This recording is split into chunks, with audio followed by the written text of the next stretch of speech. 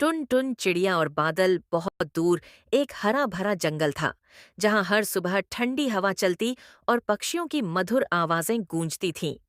उसी जंगल में एक छोटी सी चिड़िया रहती थी, जिसका नाम सब प्यार से टुन टुन रखते थे। टुन टुन बहुत चंचल थी।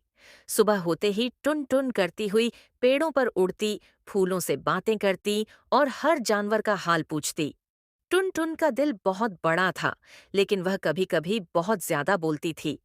जंगल के कुछ जानवर हंसते हुए कहते, टुन टुन, जरा चुप भी रहा करो। मगर टुन टुन मुस्कुराकर जवाब देती, खामोशी से ज्यादा खूबसूरत आवाज दोस्ती की होती है। एक दिन जंगल में बहुत गर्मी पड़ गई। नदी का पानी कम होने लगा, पत्ते मुरझाने लगे और जानवर परेशान हो गए। टुन टुन ने देखा कि हर कोई उदास है। उसने आसमान की ओर देखा, जहां एक बड़ा सा बादल धीरे धीरे तैर रहा था। ये बादल बहुत समझदार और गंभीर था। वह कम बोलता था, लेकिन जो भी करता, सोच समझ कर करता। टुन टुन ऊपर उड़ते हुए बोली, नमस्ते बादल, आप इतने शांत क्यों हैं? नीचे देखिए, जंगल कितना प्यासा है। बादल ने गहरी और शांत आवाज में कहा, नमस्ते छोटी चिड़िया, मैं सब देख रहा हूँ, लेकिन बारिश का भी एक सही समय होता है। टुन टुन को यह बात पसंद नहीं आई। वह बोली, समय का इंतजार करते करते सब सूख जाएगा। बादल कुछ नहीं बोला। टुन टुन थोड़ी नाराज होकर नीचे लौट आई। उसने हिरन को दिलासा दिया, खरगोश के साथ खेली और सबको हिम्मत दी, लेकिन दिल ही दिल में वह बादल से नाराज थी। अगली सुबह गर्मी और बढ़ गई। अचानक तेज हवा चलने लगी। टुन टुन का छोटा सा घोंसला हिलने लगा। एक जोर का झोंका आया और घोंसला टूटकर जमीन पर गिर गया। टुन टुन घबरा गई। उसके अंडे टूट गए और वह उदास होकर पेड़ के नीचे बैठ गई। उसने आसमान की ओर देखा।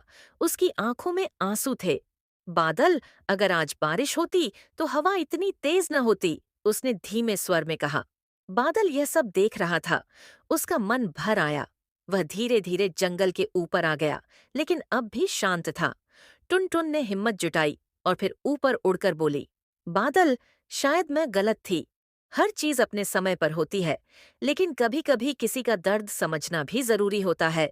बादल ने हल्की मुस्कान के साथ कहा, टुन टुन, तुम बहुत मासूम हो। मैं बारिश तब लाता हूँ जब हवा, जमीन और पेड़ तैयार होते हैं। गलत समय पर बारिश हो जाए तो नुकसान भी हो सकता है। टुनटुन ने सिर झुका लिया। अब मैं समझ गई, उसने कहा। कुछ ही देर बाद आसमान में और बादल इकट्ठा होने लगे।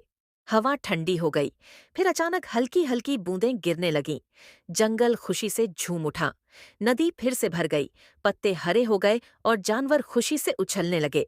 टुनटुन ने बारिश में अपने पंख फैला दिए और हंसकर बोली, धन्यवाद बादल। बादल ने कहा, यह सिर्फ मेरी मेहनत नहीं, तुम्हारे सब्र और समझदारी का भी नतीजा है। बारिश के बाद बादल ने धूप को जगह दी। जंगल के सभी जानवरों ने मिलकर टुन टुन के लिए नया घोंसला बनाया। इस बार वह पहले से ज्यादा मजबूत था। टुन टुन ने सबका धन्यवाद किया और बोली, आज मुझे समझ आया कि ज्यादा बोलना जरूरी नहीं, कभी कभी चुप रहकर समझना भी जरूरी होता है। उस दिन के बाद टुन टुन और बादल अच्छे दोस्त बन गए।